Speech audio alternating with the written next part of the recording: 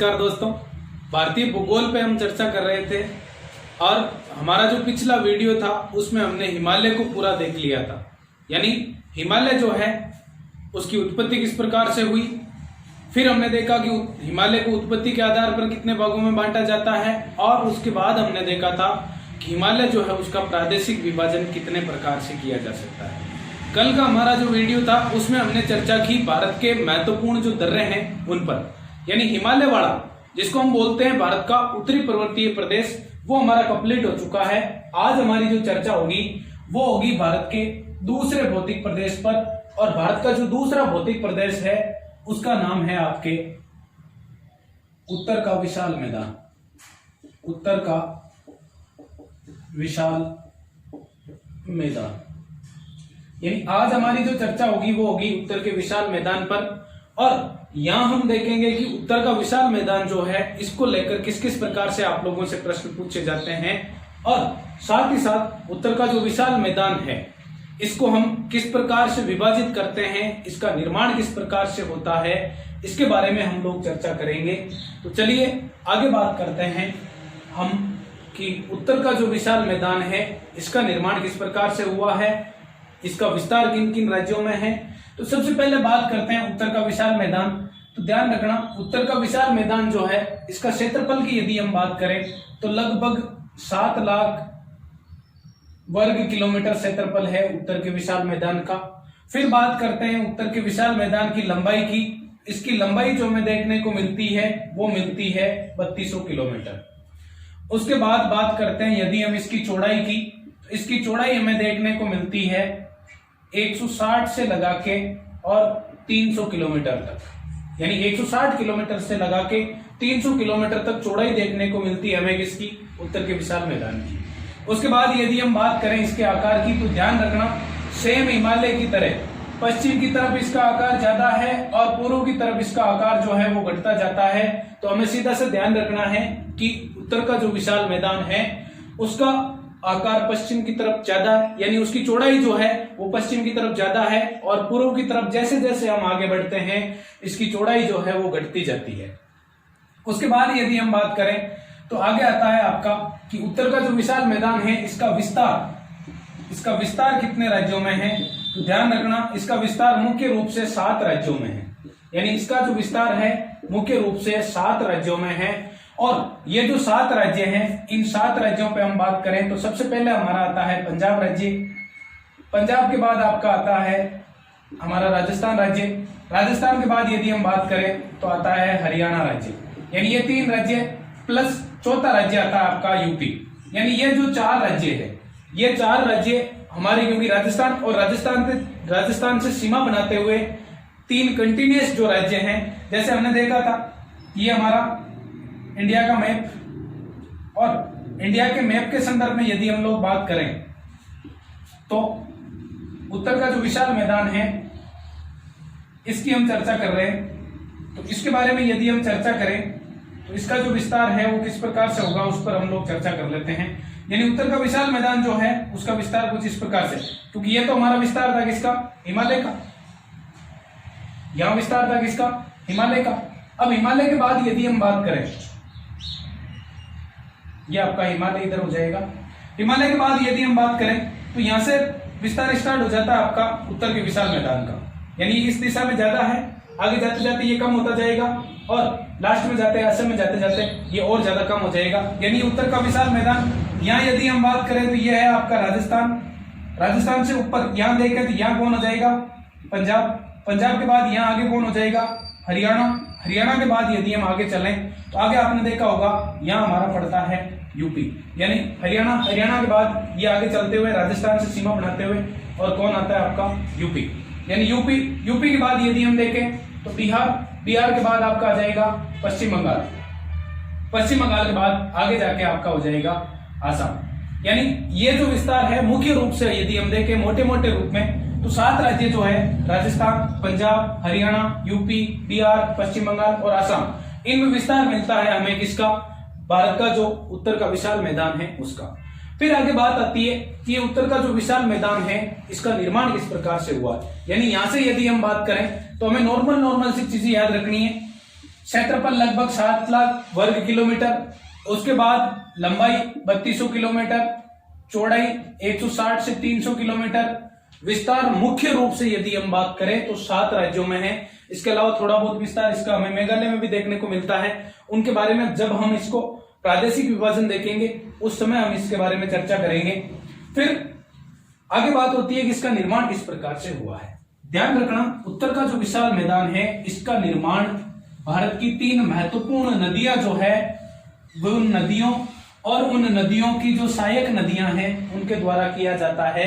यानी उत्तर का जो विशाल मैदान है इसको बोला जाता है सिंधु, गंगा व ब्रह्मपुत्र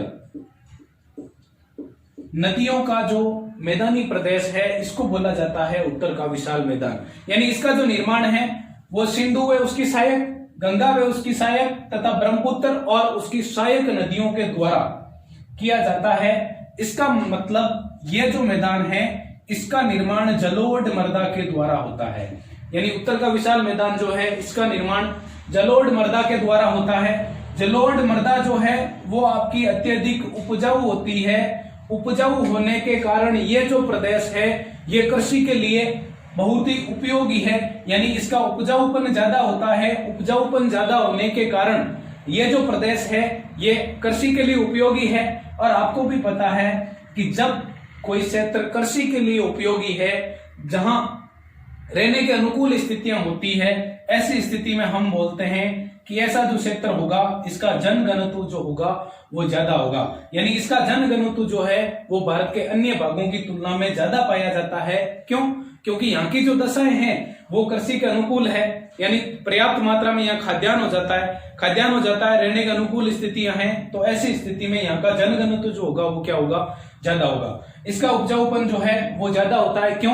क्योंकि इसका निर्माण किसके द्वारा हुआ है? जलोढ़ मृदा के द्वारा हुआ है। यानी नदियां जो है इन नदियों के द्वारा बहकर लाई गई जलोढ़ मृदा जो है उसके द्वारा इसका निर्माण हुआ है। उसके बाद यदि हम बात करें तो ये जो मैदान है उत्तर का विशाल मैदान, ये उत्तर का विशाल मैदान भारत का सबसे नवीनतम भाग है। यानी भारत के यदि सबसे नवीनतम संरचना की बात करें तो हिमालय से भी नवीनतम संरचना जो है वो आपकी कौन सी है? उत्तर का विशाल मैदान। अब आप लोगों को कमेंट बॉक्स में आंसर देना है कि भारत का जो सबसे प्राचीनतम, यानी भारत का सबसे प्राचीनतम जो भूभाग है वो कौन सा है। देखते हैं कितने लोग आंसर करते हैं। एक दर्रे का मैंने आपसे पूछा था, काराकोरम दर्रे का, तो काराकोरम दर्रा जो है उसकी जो ऊंचाई है वो है आपके पास 5664 मीटर। ध्यान रखना 5664 मीटर काराकोरम दर्रा जो है उसकी ऊंचाई है। 2-3 लोगों ने आंसर दिया था कमेंट बॉक्स में। आप लोगों को ज्यादा से ज्यादा कमेंट बॉक्स में आंसर देना है कि नवीनतम भाग हमने बोल दिया कि उत्तर का विशाल मैदान है, तो आप मुझे बताएंगे कि भारत का जो सबसे प्राचीनतम भाग है वो किसको कहा जाता है। यानी भारत का सबसे प्राचीनतम भाग कौन सा है। देखते हैं कितने लोग कमेंट बॉक्स में आंसर देते हैं। यानी भारत का सबसे नवीनतम भाग हिमालय से भी ज्यादा नवीन है। अब आगे हम समझते हैं इसके निर्माण को समझने के लिए, क्योंकि हमने देखा कि इसका निर्माण जो है वो किसके द्वारा किया जा रहा है? नदियों के द्वारा किया जा रहा है। नदियों के द्वारा इसका निर्माण किया जा रहा है। ऐसी स्थिति में हम देखेंगे कि जो नदियां हैं उनके द्वारा इसका निर्माण किस प्रकार से किया जाता है। तो देखिए किस प्रकार से नदियां इनका निर्माण करती है। उसके लिए थोड़ा सा बेसिकली मैं आपको नदी की एक स्ट्रक्चर बताता हूं कि नदी जो है उसको हम कितने भागों में विभाजित करते हैं। हमने देखा था ये हमारा हिमालय पर सबसे लास्ट जो संरचना थी वो थी शिवालिक हिमालय। यानी हिमालय जो है यहां से नदियों का क्या हो रहा है? उद्गम हो रहा है। अब ये आपकी थी कौन सी? शिवालिक श्रेणी के जस्ट बाद में ये जो गिरिपाद है, गिरिपाद से आगे स्टार्ट हो जाएगा आपका क्या? उत्तर का विशाल मैदान। अब देखिए नदी जो है इसकी बेसिक स्ट्रक्चर को हम देखते हैं। नदी सबसे पहले कहां होती है? पर्वत में होती है। पर्वत में ये नदी चलती है क्योंकि पर्वत में जो ढाल जो होती है वो ज्यादा होती है। पर्वत के बाद ये धीरे धीरे प्रवेश करती है मैदानी प्रदेश में, और मैदानी प्रदेश में नदी बहने के बाद ये नदी प्रवेश कर जाती है अपने डेल्टाई क्षेत्र में। ये नदी प्रवेश कर जाती है कहाँ? अपने डेल्टाई भाग में। यानी यहाँ से इसकी उत्पत्ति होती है, और उत्पत्ति होने के बाद ये नदी आगे चलते चलते मैदानी प्रदेश में बहते हुए और आगे जाके और ये पहुंच जाती है कहाँ? अपने डेल्टाई क्षेत्र में। अपने डेल्टाई क्षेत्र में पहुंचने से पहले यदि नदी को हम बात करें तो इसको हम विभाजित करते हैं 3 भागों में। 3 भागों में यदि बात करें तो ये मान लो आपने नदी के कितने भाग कर दिए, 3 भाग कर दिए। 3 भाग जो कर दिए वो 3 भाग कैसे कैसे होंगे और इनको लेकर सीधे सीधे प्रश्न हमें किस प्रकार से पूछे जाते हैं उन पर हम लोग चर्चा करते हैं। सबसे पहले देखो ये भाग जो है ये नदी का सबसे ऊंचा भाग है, इसका मतलब इसको बोला जाता है उच्च भाग। उसके बाद आगे देखो ये जो भाग है ये नदी का यानी डेल्टा वाला जो क्षेत्र है ये सबसे निम्न भाग है, इसलिए इसको बोला जाता है निम्न भाग। और उच्च और निम्न के बीच जो भाग है उसको बोला जाता है आपका मध्यवर्ती भाग। इसको क्या बोला जाता है, मध्यवर्ती भाग। यानी उच्च भाग के बाद मध्यवर्ती भाग और मध्यवर्ती भाग के बाद निम्न भाग। इन्हीं भागों को एज के आधार पर, क्योंकि देखो जस्ट नदी का उद्गम हुआ ही है, इसका मतलब जैसे अपन एक आदमी से इसका कंपैरिजन करें, एक आदमी का जन्म हुआ, जन्म होने के बाद वो व्यक्ति जो है धीरे धीरे प्रवेश करता है किस अवस्था की तरफ, युवा अवस्था की तरफ। यानी ये जो है ये नदी की युवा अवस्था होती है। युवा अवस्था के बाद घर गृहस्थी में बस जाता है, शादी हो जाती है और आदमी प्रवेश करता है प्रौढ़ावस्था की तरफ। प्रौढ़ावस्था सफलतापूर्वक कंप्लीट करने के बाद आदमी जो है वो प्रवेश करता है वृद्धावस्था। यानी नदी को भी हमने 3 प्रकार से विभाजित किया है, युवावस्था, प्रौढ़ावस्था और वृद्धावस्था। अब देखो युवावस्था जो होती है इसको साइकोलॉजी जो सब्जेक्ट है अपना उसमें यही बोला जाता है कि ये तूफान की अवस्था होती है। यानी युवा अवस्था जो होगी इसमें यदि मैं बात करूं ढाल की, तो आप खुद लोग देख के बताओ कि यहाँ जो ढाल है वो ज्यादा होगी या कम होगी। इसका मतलब यहाँ ढाल जो होगी वो तीव्र होगी, यानी ढाल जो है यहाँ कैसी है, तीव्र है। अब ढाल जो है आगे प्रौढ़ावस्था में जाते जाते क्या हो जाती है भाई, आदमी जो होता है उसमें युवा अवस्था में बहुत ही ज्यादा जोश होता है और जैसे जैसे वो प्रौढ़ावस्था की तरफ बढ़ने लगता है, मैच्योरिटी की तरफ बढ़ने लगता है, उसका जोश क्या होता है, धीरे धीरे कम हो जाता है। यानी ढाल जो है वो कम हो जाती है। और यहाँ यदि देखा जाए तो ये लगभग ढाल जो है वो नगण्य या 0 के बराबर होती है। यानी यहाँ जो ढाल है डेल्टाई क्षेत्र में ये कैसी होती है, लगभग नगण्य हो जाती है। उसके बाद यदि बात करें तो यहाँ की जो प्रमुख घटना है, यहाँ की जो प्रमुख घटना है वो घटना है आपकी कटाव। यानी यहाँ नदी क्या करती है, क्योंकि आपने देखा होगा युवावस्था, तूफान की अवस्था, इसमें किसी बात का कोई डर नहीं, मार काट जो होती है वो सारी की सारी कहाँ होती है, युवा अवस्था में। किसी भी बात का डर नहीं लगता है, जल्दी से कोई भी बात बोलते ही खून खोल जाता है और मरने मारने को आदमी तैयार हो जाता है। यानी युवा अवस्था जो है इस अवस्था में कटाव जो है, कटाव की मात्रा ज्यादा होती है। और क्योंकि ये बाघ जो है वो कहाँ पाया जाता है, पर्वतों पर पाया जाता है, इसलिए ध्यान रखना दोस्तों। सीधा सा आपका जो प्रश्न पूछा जाता है यहाँ से वो ये पूछा जाता है कि नदियों के द्वारा कटाव की मात्रा सर्वाधिक किस भाग में होती है, तो ध्यान रखना पर्वतीय भाग में। यानी जब नदी पर्वतीय भाग में बह रही होती है उस कंडीशन में नदी के द्वारा कटाव अत्यधिक मात्रा में होता है। और ये जो कटाव होता है वो कटाव होता है वी शेप की घाटियों में, जिसको हम गार्ज भी बोलते हैं, जिसको हम क्या बोलते हैं, गार्ज। यानी नदी के द्वारा जब ये पर्वतीय प्रदेश में बहती है तो ऐसी कंडीशन में इसके द्वारा गहरे तीव्र गार्जों का निर्माण किया जाता है।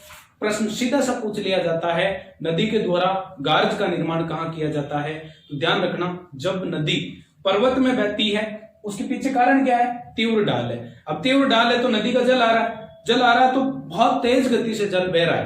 तो ऐसी स्थिति में आप मुझे बताइए कि ढाल जो होगा या जो ढाल होगा उसके कारण जो वेग है, उस वेग के कारण जो कटाव होगा वो साइड में ज्यादा होगा या पेंदे में ज्यादा होगा। ऐसी कंडीशन में आप सबका वैसे आंसर होगा कि पेंदे में ज्यादा होगा। पेंदे में ज्यादा होगा मतलब ये जो नदी है वो इस भाग को गहरा करने का प्रयास करेगी और गहरा करने का जो प्रयास करेगी इससे वी आकार की जो घाटियां हैं इनका निर्माण होगा, जिनको हम जानते हैं किसके नाम से, गार्ज के नाम से। यानी पर्वतीय क्षेत्र में जब नदी बह रही होती है तो वो उसकी कौन सी अवस्था होती है, युवा अवस्था होती है। और युवा अवस्था में नदी के द्वारा कटाव की जो मात्रा है वो अत्यधिक तीव्र होती है और अत्यधिक तीव्र होने के कारण नदी के द्वारा निर्माण किया जाता है किसका, गार्ज का। फिर यदि आगे हम बात करें कि कटाव की मात्रा जो है ये यहाँ ज्यादा होती है तो मुझे बताओ निक्षेपण।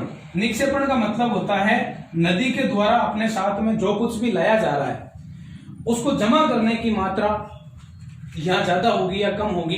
तो सीधी सी बात है, ढलान पे बह रही है, ढाल ज्यादा है। अब ढाल ज्यादा है तो ऐसी कंडीशन में कोई भी चीज जो है उसको जमा करने की जो मात्रा होगी वो यहाँ पर क्या होगी, कम होगी। इस बात का हमें ध्यान रखना है। यानी निक्षेपण जो होगा यहाँ नदियों के द्वारा क्या होगा, कम होगा। यानी इसके द्वारा जो भी चीजें, यानी जो भी दलदल है या जो भी अवसाद है, कंकड़ है, पत्थर है, वो लाए जाएंगे, उनका जो जमाव होगा वो कम होगा। क्यों? क्योंकि यहाँ नदी क्या कर रही है, केवल और केवल कटाव कर रही है। ऐसी स्थिति में यहाँ निक्षेपण की मात्रा या जमाव की मात्रा, निक्षेपण को भी हम सामान्य भाषा में बोलते हैं जमाव, जमाव की जो मात्रा है वो यहाँ क्या होती है, कम होती है।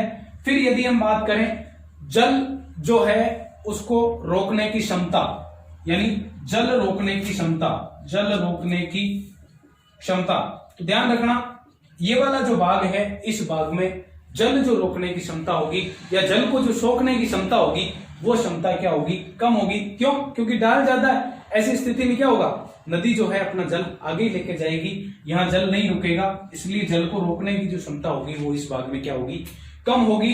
लेकिन यदि बात करूं मैं पारदर्शिता की, तो पारदर्शिता जो होगी वो यहाँ पर क्या होगी, ज्यादा होगी। यानी नदी जो है सीधी आई और आते पूरा का पूरा जल जो होगा इसका क्या हो जाएगा, आगे प्रवाहित हो जाएगा। इसको बोलते हैं हम ट्रांसपेरेंसी। अब आगे बात करते हैं मध्यवर्ती भाग की। तो मध्यवर्ती भाग में ढाल जो है वो इस उच्च भाग की तुलना में क्या हो जाता है, कम हो जाता है। कम हो जाता है तो मुझे बताओ यहाँ क्या होगा। यहाँ जैसे, क्योंकि ये वो क्षेत्र है जहां नदी पर्वत से नीचे उतर चुकी है, अब नीचे उतर चुकी है तो मुझे बताओ ऊपर से जाती और गति से आ रही थी, आगे जाके ये क्या करेगी, नदी फैलने का प्रयास करेगी। फैलने का प्रयास करेगी तो ध्यान रखना जहां पर्वतों में नदी के द्वारा सीधा वी आकार की घाटियों का निर्माण किया जा रहा था या गार्ज का निर्माण किया जा रहा था, वहां नदियां अब क्या करेगी, अब फैलने का प्रयास करेगी। और फैलने का प्रयास करेगी तो मुझे बताओ इसका जो कटाव होगा वो नीचे ज्यादा होगा या साइड में ज्यादा होगा। तो सीधा सा हम देख सकते हैं क्योंकि नदी जो है वो फैलने का प्रयास कर रही है, फैलने का प्रयास कर रही है, इसलिए इसका जो कटाव होगा वो कटाव साइड से ज्यादा होगा, यानी साइडों में इसका कटाव होगा। यानी यहाँ कटाव की मात्रा भी होगी, लेकिन साथ ही साथ वहां जो ढाल थी उस ढाल से प्रवाहित होकर आई और जैसे ये फैलने का प्रयास करेगी इसका क्या होगा, वेग कम हो जाएगा। यानी एक तो तीव्र गति से आ रहा था, फिर आगे क्या हुआ, ये फैल गया। फैल गया, ऐसी स्थिति में क्या होगा, इसका जो वेग है वो वेग कम हो जाएगा। और वेग कम होने की वजह से, क्योंकि वेग भी कम हो गया, ढाल भी कम हो गया, ऐसी स्थिति में नदी ने पर्वतों को तोड़ तोड़ के जो अपने अंदर इकट्ठा किया है अवसाद, उस अवसाद को नदी क्या करेगी, जमाना शुरू करेगी। यानी यहां क्या करेगी, निक्षेपण की मात्रा, जिसको हम क्या बोलते हैं, जमाव बोलते हैं, वो भी स्टार्ट हो जाता है। यानी कटाव और निक्षेपण दोनों स्टार्ट हो जाते हैं। कौन सी अवस्था में, मध्यवर्ती अवस्था में या प्रौढ़ अवस्था में। फिर उसके बाद देखो जल जो है, जल को रोकने की जो क्षमता है, जल रोकने की क्षमता मृदा के द्वारा उसमें भी क्या होती है, वृद्धि होती है। यानी नदी के द्वारा जो जल लाया जा रहा है उस जल को नदी के द्वारा जो अवसाद जमा किए जा रहे हैं या जो मृदा है उसके द्वारा उस जल को क्या किया जा रहा है, सोखने का प्रयास किया जा रहा है। यानी जल रोकने की जो क्षमता है उसमें भी क्या होती है, वृद्धि होती है। फिर आगे इसमें कुछ भाग जो होता है उसमें ट्रांसपेरेंसी होती है और कुछ भाग जो होता है उसमें ट्रांसपेरेंसी नहीं होती है। ये कैसे होता है, जब आगे हम विभाजन देखेंगे उस पर हम लोग चर्चा करेंगे। और लास्ट जो भाग है ये भाग आपका आ जाता है निम्न भाग, जिसको हम ये बोल सकते हैं कि ये भाग कौन सा है, डेल्टाई भाग है। अब डेल्टाई भाग में क्या होता है, एक नदी, यानी एक नदी आ रही है, नदी आके और अनेक वितरिकाओं में वितरित हो जाती है। ये अनेक वितरिकाओं में वितरित हो गई और अनेक वितरिकाओं में वितरित हो जाने से यानी ये बीच बीच में इनकी क्या रहेगी, भूमि रहेगी। यानी नदी क्या हो गई, अनेक वितरिकाओं में वितरित हो गई, जहां इसका संगम होता है। यानी जैसे मान लो गंगा नदी की हम बात करें, अरब सागर में जाके मिलती है, तो ये बीच में जो है ये भूमि वाला क्षेत्र है। बीच वाला क्षेत्र जो है वो कैसा है, भूमि वाला क्षेत्र है। ये भूमि वाला क्षेत्र जो है ये कहाँ, डेल्टाई भाग में आपका पाया जाएगा। और ये दलदली क्षेत्र होता है, यानी नदी समुद्र में जस्ट या अपने मुहाने पर जस्ट गिरने से पहले अनेक वितरिकाओं में वितरित हो जाती है, जिसको हम क्या बोलते हैं, डेल्टा बोलते हैं। और आपको पता हो तो सुंदरबन डेल्टा यानी गंगा और ब्रह्मपुत्र नदियों का जो डेल्टा है उसको सुंदरबन डेल्टा के नाम से जाना जाता है। और विश्व का सबसे बड़ा डेल्टा जो है उसका निर्माण गंगा और ब्रह्मपुत्र नदी के द्वारा किया जाता है। अब ये जो डेल्टा है इसका विस्तार कहाँ कहाँ है, तो ध्यान रखना, इसका विस्तार एक तो इंडिया में है प्लस बांग्लादेश में है। फिर इस डेल्टा का 40% भाग जो है वो इंडिया में है, 60% भाग किसके पास है, बांग्लादेश के पास है। फिर इंडिया के पास जो मैदान है इस डेल्टाई प्रदेश का उसमें प्राचीन भाग है और नवीनतम भाग जो है वो किसके पास है, बांग्लादेश के पास है। इसको हम सीधा से याद रख सकते हैं इंडिया, क्योंकि कितना पुराना है हमारा इंडिया, यानी युगों युगों से चलता हुआ आ रहा है इंडिया, इसलिए इंडिया के पास जो होगा वो क्या होगा, प्राचीन भाग होगा। लेकिन बांग्लादेश का तो निर्माण ही 1971 में हुआ, तो नवीन भाग जो होगा वो किसके पास होगा, बांग्लादेश के पास होगा। ये हो गया आपका क्या, डेल्टाई भाग। अब डेल्टाई भाग जो है, इस डेल्टाई भाग को लेकर एक दो प्रकार से प्रश्न पूछे जाते हैं। वो कैसे पूछे जाते हैं देखना।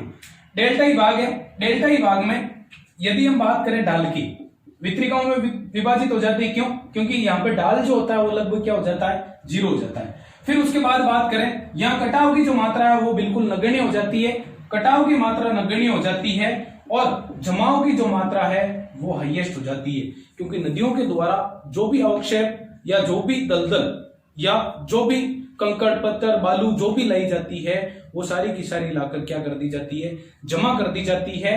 और इस जमाव के कारण ही आपने देखा होगा कई बार निर्माण हो जाता है नदीय द्वीपों का, जिसका सबसे बढ़िया एग्जाम्पल है आपका असम राज्य का माजुली द्वीप, जिसको भारत का पहला नदीय जिला भी घोषित कर दिया गया है, नदीय द्वीपीय जिला माजुली द्वीप। जनसंख्या की दृष्टि से विश्व का सबसे बड़ा यदि कोई नदीय द्वीप है तो वो कौन सा है, माजुली द्वीप। कौन सी नदी पर, ब्रह्मपुत्र नदी पर। किस राज्य में, असम राज्य में। और अभी ये चर्चा में है क्योंकि कटाव की जो है, कटाव में यहाँ वृद्धि हो रही है और कटाव में वृद्धि होने के कारण इसका थोड़ा क्या हो रहा है, क्षय हो रहा है। इस वजह से माजुली द्वीप जो है अभी थोड़ा सा चर्चा में है, तो इस बात का भी हमें ध्यान रखना है। यानी यहाँ जो होगी वो क्या होगी, केवल और केवल जमाव की क्रियाएं होगी। अब ऐसी स्थिति में नदियों का जो डेल्टाई भाग है, इस डेल्टाई भाग में वितरिकाओं के रूप में बहेगी, तो उच्च भूमियां होगी, यानी ऊंची जो भूमियां हैं, ऊंची भूमियों को इस डेल्टाई भाग में कहा जाता है चार। क्या कहा जाता है, चार। और निम्न जो भूमियां होती है जिनमें जल एकत्रित हो जाता है, उन भूमियों को कहा जाता है बील। उनको क्या कहा जाता है, बील। और ये जो बील है, इन बील में पश्चिम बंगाल हमारा जो है जूट उत्पादक क्षेत्र, पश्चिम बंगाल और बांग्लादेश वाला जो भाग है वहां पे, क्योंकि जूट का उत्पादन बढ़िया मात्रा में होता है, तो ऐसी कंडीशन में जो जूट होता है उसको, जूट को धोने का जो कार्य किया जाता है वो कहाँ किया जाता है, इन बील में किया जाता है। कई बार प्रश्न पूछ लिया जाता है कि डेल्टाई प्रदेश में निम्न क्षेत्रों को किस नाम से जाना जाता है, तब हमारा आंसर जो होगा वो क्या होगा, बील होगा। और डेल्टाई प्रदेश में उच्च जो प्रदेश है उनको किस नाम से जाना जाता है, तब हमारा जो आंसर होगा वो क्या होगा, चार होगा। यानी ये उत्तर का विशाल मैदान जो है उसको समझने के लिए आवश्यक था कि एक नदी जो है इसके द्वारा, क्योंकि हमने देखा उत्तर का जो विशाल मैदान है इसका निर्माण किसके द्वारा किया जाता है, नदियों के द्वारा। कौन कौन सी नदियां, सिंधु, गंगा और ब्रह्मपुत्र। अब ऐसी स्थिति में नदियों के द्वारा ये निर्माण किस प्रकार से किया जाएगा, इस प्रक्रिया को समझने के लिए हमें आवश्यक था कि एक नदी जो है वो अपने जीवन काल में, यानी अपने उद्गम से लगा के और मुहाने तक या संगम तक किस किस प्रकार से इस नदी को हम विभाजित करते हैं, उसके आधार पर हम आगे जो हमारा मैदानी प्रदेश है उसको देखेंगे कि मैदानी प्रदेश जो है उस मैदानी प्रदेश में इन भागों का क्या योगदान है। क्यों, क्योंकि यहां से हमारा स्टार्ट होगा क्या, उत्तर का विशाल मैदान। और उत्तर का विशाल मैदान जो होगा आगे इसको हम विभाजित करेंगे। मुख्य रूप से हम इसको 3 भागों में विभाजित करते हैं। 3 भाग जो होते हैं वो कौन कौन से होते हैं। सबसे पहला भाग जो होता है वो होता है बाबर। बाबर के बाद दूसरा भाग जो होता है वो होता है आपका तराई। ये दोनों क्षेत्र आगे। इनके बाद यहाँ डेल्टा जो है, डेल्टा से थोड़ा सा पहले यहाँ वाला जो क्षेत्र होता है यानी डेल्टा और डेल्टा से थोड़ा सा पहले जहाँ नदियों के द्वारा बाढ़ डलाई जाती है, उस क्षेत्र को हम 2 भागों में विभाजित करते हैं, यानी इसको बोला जाता है मृदा के द्वारा निर्मित क्षेत्र। तो इस क्षेत्र को 2 भागों में विभाजित तो करते हैं। उन भागों में पहला भाग है आपका बांगर और दूसरा भाग जो है वो है आपका खादर। इस बात का हमें ध्यान रखना है। आगे का जो हमारा वीडियो लेक्चर होगा बस इसी को हम आगे उठाएंगे और आगे देखेंगे कि संरचना के आधार पर हम उत्तर का जो विशाल मैदान है उसको कितने भागों में विभाजित करते हैं, क्योंकि 2 वीडियो लेक्चर मेरे 2 या 3 वीडियो लेक्चर और इसके आएंगे, जिससे आपका उत्तर का विशाल मैदान जो है एकदम से पूरा क्लियर हो जाएगा, जिस प्रकार से आपका हिमालय हुआ। तो इंतजार कीजिए अगले वीडियो का और इस वीडियो को ज्यादा से ज्यादा लोगों तक शेयर कीजिए। दोस्तों, इस वीडियो को यदि आपने पूरा नहीं देखा तो ध्यान रखना आगे का जो वीडियो है उसको समझने में आप लोगों को थोड़ी सी समस्या हो सकती है, इसलिए ज्यादा से ज्यादा लोगों तक शेयर करें। धन्यवाद।